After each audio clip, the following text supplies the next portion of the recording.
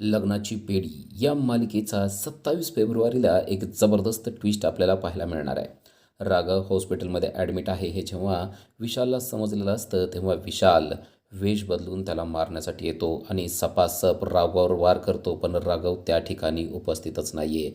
राघवची जागा बदललेली आहे ही गोष्ट त्याला अचानक समजलेली आहे. सपासप केलेले वार हे फक्त एका उशीवर झालेले आहेत हे त्याला कळतं आणि त्याच वेळेला विशालच्या पाठीमागून सिंधूने त्याच्यावर अटॅक केलेला आहे. अचानक झालेल्या अटॅकमुळे विशाल पण घाबरून गेलेला आहे. सिंधूने अक्षरशः त्याच्या डोक्यावर मारहाण करायला सुरुवात केलेली असते.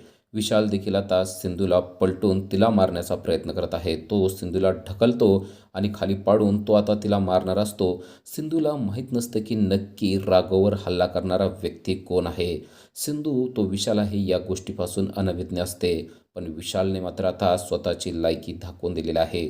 तो सिंधूवर देखील अटॅक करत आहे. पण सिंधूने देखील चालाकीने त्याचे केस ओढून त्याला पाडण्याचा प्रयत्न करत असते आणि त्याच वेळेला विशालचं सत्य सिंधूच्या समोर आलेलं आहे.